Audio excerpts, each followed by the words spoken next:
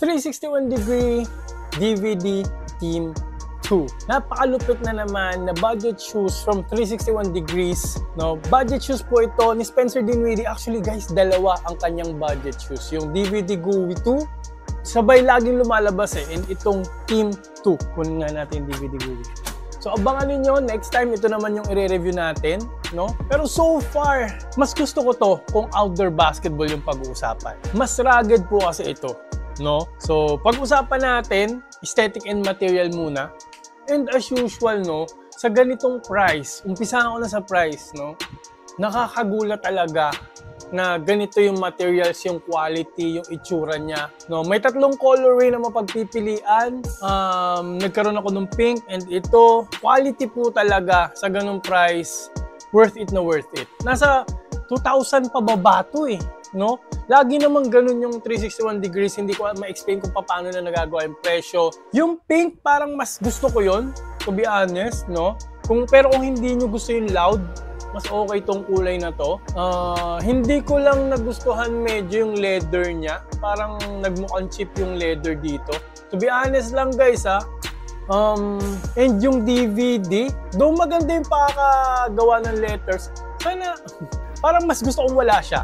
Ako lang naman, kanya-kanya tayo, no? Kanya-kanyang taste. Parang mas gusto kong wala siya. Pero kasi, sa performance nito, makakalimutan nyo na yung parang weaknesses niya or yung mga flaws niya sa aesthetic. Mga cheap na touches, baka makalimutan nyo pag ginamit nyo to. Yun lang. Mesh naman po kasi yung uppers nito for breathability. And okay naman yung mesh niya. Enclosed naman. Mukhang tatagal naman ito. May mga leather infusing. Sa mga pressure point, kung nag-toe drag kayo para tumagal din, ito yung tatama, no? Buti yung leather dito okay, pero yung leather dito parang shining, hindi ko talaga gusto. Paulit-ulit, no? Parang hindi makamove on dun sa leather dito. Pero, yun lang naman. And, low cut po siya, so very mobile kayo. Usually naman sa sapatos ni Spencer Dinwiddie, puro low cut po talaga yun. Kasi point guard po siya or shooting guard naman ang position niya palagi. So low profile po siya palagi. Nandito yung logo niya, may torsion plate din. And yun nga, nagugustuhan ko yung design nito, wala namang ginayahan. Kaya aesthetic and material, sa price na yun, hindi naman tayo dapat nag-expect ng too much na carbon, na neat, no? So, masaya na ako sa nabigay nila sa ganung price. So, bibigyan ko ito ng 9 out of 10 sa aesthetic and material. Kasi napupugian pa rin ako dito, lalo na yung pink colorway niya. Next, yung strength nito, no, yung traction niya.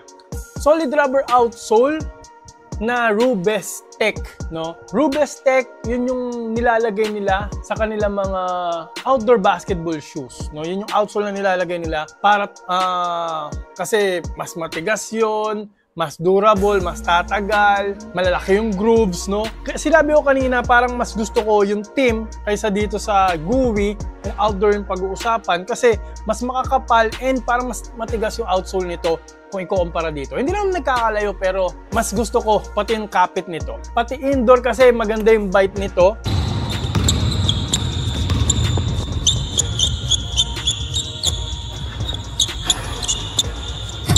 Pag dusty yan, medyo may inconsistencies, pero okay lang, no? Konting punas lang naman, tanggal na yung dust, tapos okay na ulit. Squeaky na rin siya ulit, no? Pero ang kagandahan pa nito, umaangat din yung outsole papunta dito. So kung para ang Kyrie Irving, no, shifty ka na guard, umaabot sa ganitong angle yung paa mo, covered ka pa rin. So, dahil dyan guys, traction and outsole, dahil makapit siya, hindi naman top tier yung traction, no? Nandun pa rin, masaya pa rin ako sa ganyang price point. Bibigyan ko po siya ng 9 out of 10 sa traction and outsole. And dahil kaya mataas din is because pwede mo rin siyang gamitin outdoors. Siyempre, iskura mo rin yun, diba? Next, safety and support. Maganda yung lateral containment nito kasi guys, nakita nyo itong midsole or yung foam niya umaangat to act as a side wall sa mga jab step, euro step, mga side-to-side movement mo.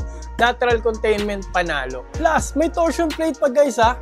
So may torsional support din to. So hindi ka basta-basta matatapilok, may twisting support din po siya, no? May mga infusing din. So kahit pa paano may konting ano siya, lockdown dito sa mga leather na to kasi may mga leather siya.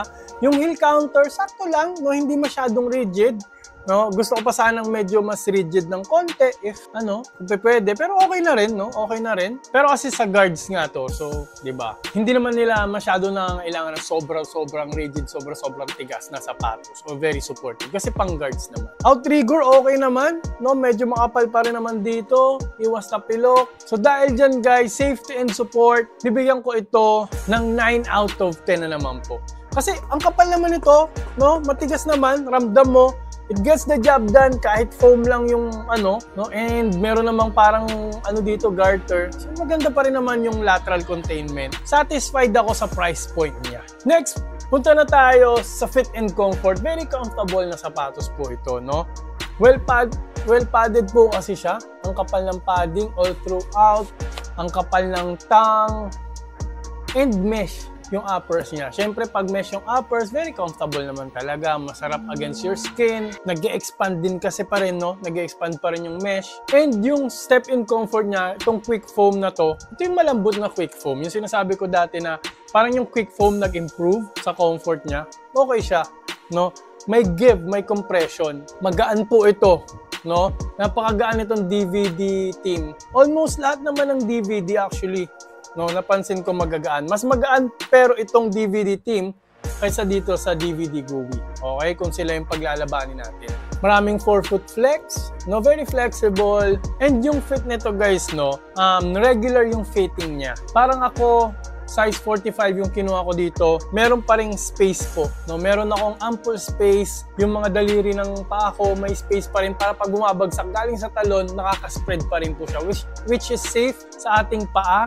Friendly sa ating tuhod, no? Iwas pain, iwas injury, di ba? So, ganun kasi yung, lagi ko sinasabi, ganun yung natural response ng ating mga paa pag bumabagsak galing sa talon. So, wag nating i-limit yun, wag tayo sa masyadong narrow. So, kung very wide yung paa ninyo, siguro 0.5 size up, pwede na dito, no? Anyway, mag-expand pa po ito kasi mesh siya. Yun po. Panalo po yung fit and comfort. So, sa tingin ko, isa yun sa kanyang strong point, kaya bibigyan ko siya ng 9.5 out of 10 sa fit and comfort. Next, punta na tayo sa breathability. Mesh po siya. So, kaya breathable po.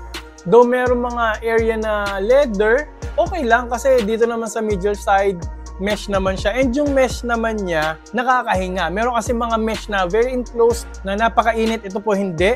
Yung tongue din niya, mesh, malaki naman yung butas. So, very breathable naman. Bibigyan ko ito ng 9 out of 10 pa rin sa breathability score. Next, punta na tayo sa cushioning. Quick foam light, no?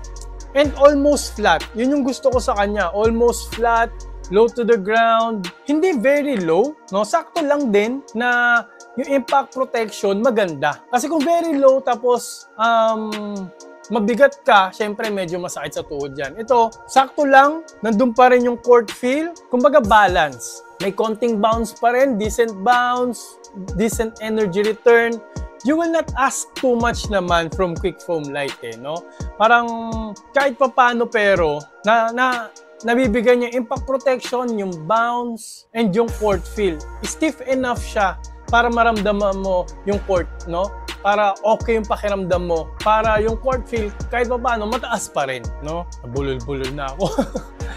Pero yun. And meron naman torsion plate, so kahit pa paano meron siyang, may konti namang snapback, may konti naman energy return. So, because of that, bibigyan ko na naman siya sa kanyang price point, decent score.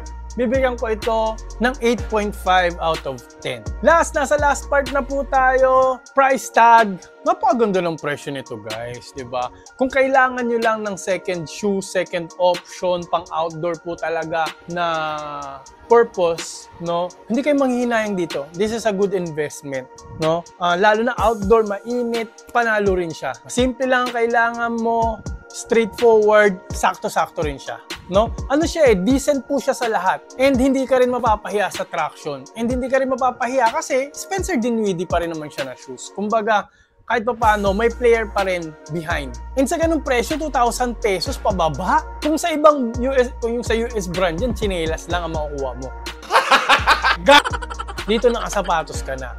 Instead na magka-class A ka or fake, no, konti na lang dagdag baka nga parehas lang din. So, Dito ka na lang para safer, para may konting pride ka naman, 'di ba? Spencer Dinwiddie pa rin, 361 degrees pa rin, reliable brand, and okay naman itsura. So price tag dito, for me, perfect siya. Perfect siya kasi bang for a buck. Lahat naman ng hinahanap mo sa outdoor basketball shoes, maibibigay niya. So, panalong panalo. Highly recommended, guys. Okay, mag-alala. Maglalagay ako ng link dyan sa description box.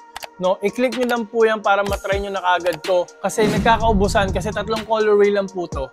No, nagkakaubusan po siya, lalo na itong dark, yung black colorway. So, click nyo na po yan. I-try nyo na po to now na.